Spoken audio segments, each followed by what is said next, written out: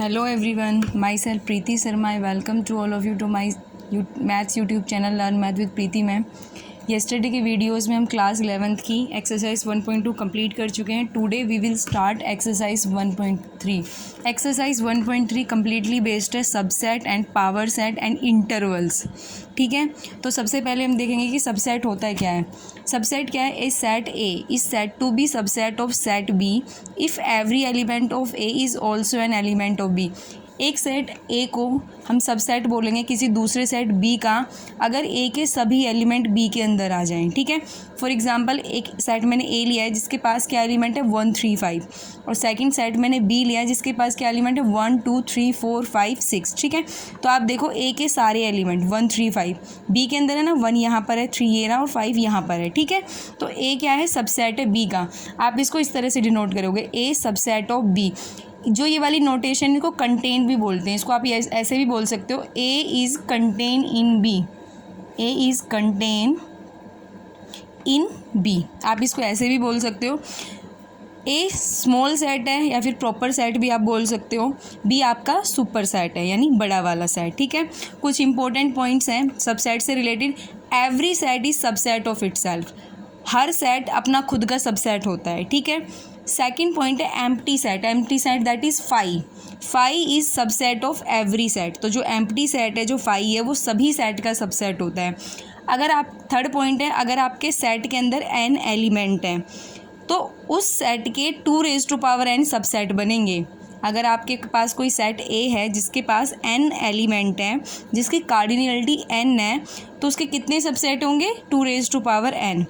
Fourth point है if A contain in B and B contain in A. आप ऐसे भी बोल सकते हो if A is subset of B and B is subset of ए.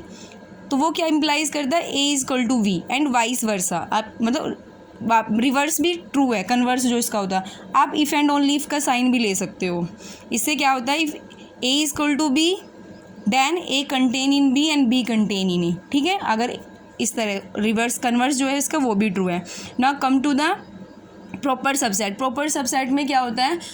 कोई भी सेट ए दूसरे सेट बी का प्रॉपर सबसेट होगा अगर वो कम्प्लीटली कंटेन हो जाए उस सेकंड सेट के अंदर और वो इक्वल ना हो. पर जैसे ये वाला था तो यहाँ पे ए सब प्रॉपर सबसेट था बी का, मतलब कंटेन तो है प्लस में उसके इक्वल नहीं है, दोनों की कार्डिनलिटी इक्वल नहीं है, नंबर ऑफ एलिमेंट सेम नहीं है. Now come to the fourth point that is power set. Power set क्या होता है? The collection of all subset of set A is called the power set of A. आपके set के सभी subset का जो कलेक्शन होता है उसको पावर सेट बोलते हैं. फॉर एग्जांपल आपने एक सेट लिया ए जिसके अंदर 2 एलिमेंट है 1 और 2, तो इसका सबसेट क्या बनेगा? आपको पता है, मैंने अभी बताया था एम्प्टी सेट सभी का सबसेट होता है. तो फाई, देखो फाई पे ना आप करली ब्रेसेस मत लगाना. ध्यान रखना सबसेट जब हम बनाते हैं तो हम करली ब्रेसेस लगाते हैं, लेकिन फाई के पास नहीं लगता. फाई ऐसे ही लिखा जाता है सिंपल. ठीक है, नाउ 1 इसका सबसेट होगा करली 1. आप अगर ओनली 1 लिखोगे ना तो वो 1 सबसेट नहीं होगा, वो बिलोंग करेगा ए को. 1 एक एलिमेंट है ए का, लेकिन करली 1 वो सबसेट होता है ए का.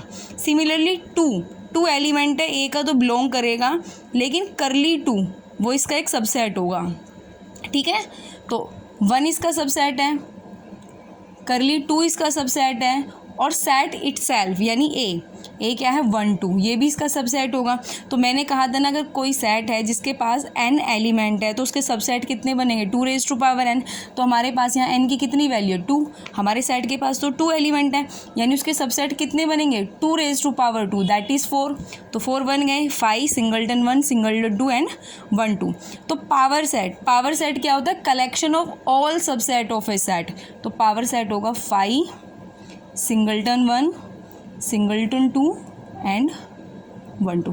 पावर सेट में की कार्डिनलिटी भी 2n होती है. ठीक है, पावर सेट की कार्डिनलिटी मतलब 2n होगी. आप लिखोगे NPA, मतलब पावर सेट के अंदर कितने एलिमेंट हैं? 2n. ठीक है, नाउ यूनिवर्सल सेट क्या होता है?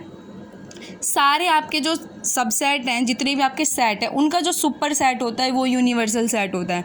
If there exist a set which is super set of all the given sets. आपको कुछ सेट्स दिए हुए हैं, जैसे मैंने मान लिया ए है मेरा 1 2, कुछ मैं पहले सेट ले लेती हूँ, A 1 2 है, B 3 4 है, और मैंने C को 1 2 3 4 5 ले लिया, ठीक है। तो if there exist a set which is super set of all the given set, that set is known as universal set. Universal set को U से डिनोट करते हैं। तो आप देखो A जो है वो C के अंदर है, कंटेन पूरा का पूरा, B जो है वो भी C के अंदर कंटेन है, तो C क्या है, A और B का यूनिवर्सल सेट। तो आप इसको U से डिनोट कर सकते हो, ठीक है। Now come to the intervals. देखो इंटरवल्स क्या होते हैं, इंटरवल ना रियल नंबर का सबसेट्स होते हैं। रियल नंबर के ऊपर जो मतलब ड्रॉ होते हैं, जैसे रियल नंबर एक लाइन ही तो होती है, तो लाइन के ऊपर ही हम इंटरवल बनाते हैं। तो जो इंटरवल्स होते हैं वो रियल नंबर के सबसेट होते हैं। तो इंटरवल किस किस टाइप के होते हैं, फर्स्ट है ओपन इंटरवल। तो ओपन इंटरवल को आप इस तरह से डिफाइन करोगे, इस तरह से, ठीक है, दोनों तरफ से ओपन होगा A B। तो एंड पॉइंट जो होते हैं A और B ये दोनों इंक्लूड नहीं होते। देखो अगर मैं इक्वल का साइन यहाँ लगा देती तो इंक्लूड हो जाते, लेकिन मैंने इक्वल का साइन नहीं लगाया, नहीं, ये इक्वल नहीं है। एक्स सच दैट, एक्स इनके बीच का कोई नंबर है जो ग्रेटर देन A लेकिन लेस देन B, मतलब इंटरवल के जो एंड पॉइंट है फर्स्ट वाले से तो बड़ा है एक्स और छोटे वाले से, लास्ट वाले से छोटा है। ओपन इंटरवल के इस तरह से लिख सकते हो आप, ओपन इंटरवल 2 3। तो एंड जो पॉइंट है ना 2 और 3 वो इंक्लूड नहीं होते। क्लोज इंटरवल इसके जस्ट रिवर्स है, इसको इस तरह से डिनोट करते हैं, और इसमें जो एंड पॉइंट है वो इंक्लूड होते हैं। देखो x such that x greater than equal to A और less than equal to B, यानी A और B शामिल हैं। ओपन इंटरवल में जो A और B है वो इंक्लूड नहीं है, उसके बिटवीन के सारे पॉइंट आएंगे। आपने देखा भी होगा एक लाइन के ऊपर अगर मुझे ओपन इंटरवल दिखाना पड़े तो यहाँ मैं होल दे देती हूँ A और यहाँ मैं होल दे देती हूँ B, इसका मतलब है A और B इंक्लूड नहीं है। लेकिन अगर मुझे क्लोज इंटरवल एक लाइन के ऊपर दिखाने रहें तो मैं ऐसे दिखाती हूँ A और यहाँ पे B, यानी A और B इंक्लूड है, ठीक है, एंड पॉइंट इंक्लूड होते हैं। सेमी ओपन का मतलब होता है लेफ़्ट की तरफ से ओपन हो और राइट की तरफ से क्लोज, तो यानी A इंक्लूड नहीं है लेकिन B इंक्लूड है। और सेमी क्लोज का मतलब होता है लेफ़्ट की तरफ से क्लोज हो और राइट की तरफ से ओपन हो, दैट इज़ A इंक्लूड है लेकिन B इंक्लूड नहीं है। इस तरह से आप इंटरवल्स को लिख सकते हो। अगर क्लोज इंटरवल का कोई एग्जाम्पल लेना तो आप इस तरह से 2 3 लिख सकते हो, ठीक है, क्लोज का। सेमी ओपन का आप क्या एग्जाम्पल दे सकते हो, 2 ओपन इधर से, 3 इधर से क्लोज, और सेमी क्लोज्ड का इधर से 2 शामिल हो जाएगा, इंक्लूड है, और 3 की तरफ से ओपन हो जाए, ठीक है। अब जब क्वेश्चन आएंगे एक्सरसाइज में वहाँ और अच्छे से देखेंगे। Now come to the exercise 1.3। Exercise 1.3 का फर्स्ट क्वेश्चन क्या है, make correct statement by filling in the symbol contain, या फिर सबसेट भी बोल सकते हो, कंटेन और not contain in the blank spaces. तो देखो 2 3 4, क्या 2 3 4 पूरा का पूरा इसके अंदर इंक्लूड है। देखो 2 ये रहा, 3 ये रहा, 4 ये रहा, तो पूरा 2 3 4 कंटेन है, तो आप कौन सा साइन लोगे, दिस वन, ठीक है। A B C क्या कंटेन है B C D के अंदर, देखो A नहीं है ना, B है, C है, लेकिन जो A है हमारा वो तो कंटेन ही नहीं हो रहा इसके अंदर B C D के अंदर, तो यहाँ पे आप क्या साइन दोगे, this one, not contain in. Third है x is a student of class 11th of your school, और यहाँ पे X is a student of your school, तो आपके क्लास 11th का मतलब स्टूडेंट आपके स्कूल का, क्या वो आपके स्कूल में इंक्लूडेड है, मतलब आपकी क्लास का जो बच्चा है क्लास 11th का, क्या वो आपके स्कूल में इंक्लूड है, ऑब्वियसली, तो उसको आप बोलोगे कंटेन, ठीक है। नेक्स्ट है x is a circle in the plane, और सेकंड वन है x is a circle in the same plane with radius 1।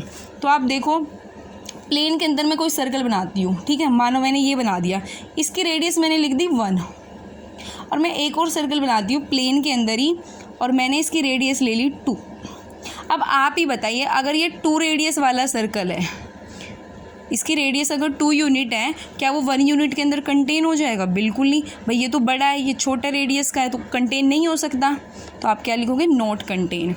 Fifth है x is a triangle in a plane, और यहाँ पे सेकंड वाला x is a rectangle in the plane, तो क्या triangle rectangle के अंदर कंटेन हो जाती है, मानो ये ट्राइंगल है और दिस वन मेरा रेक्टेंगल है, तो ये तो अलग अलग फैमिली से हो गए ना, तो ये कंटेन नहीं होगा। सिक्स है x is an equilateral triangle in the plane, और सेकंड है x is a triangle in the plane. तो आपको पता है सारी इक्विलेटरल ट्राइंगल ट्राइंगल ही होती हैं, ट्राइंगल की फैमिली से ही right angle, equilateral, isosceles triangle, ये सब निकल के आती हैं, तो इक्विलेटरल ट्राइंगल ट्राइंगल भी तो होती है, तो कंटेन है, ठीक है। लास्ट है x is N even natural number, और यहाँ पे है एक्स इज़ एन इंटीजर। तो जितने भी हमारे इवन नेचुरल नंबर हैं, जैसे स्टार्टिंग कहाँ से 2 है, 4 है, 6 एंड सो ऑन, तो वो इंटीजर्स भी तो होते हैं। इंटीजर में भी तो इवन नेचुरल नंबर 0 है, 2 है, नेगेटिव भी होते हैं, पॉजिटिव भी होते हैं। तो सारे के सारे इवन नेचुरल नंबर इंटीजर्स के अंदर आ जाएंगे तो कंटेन है।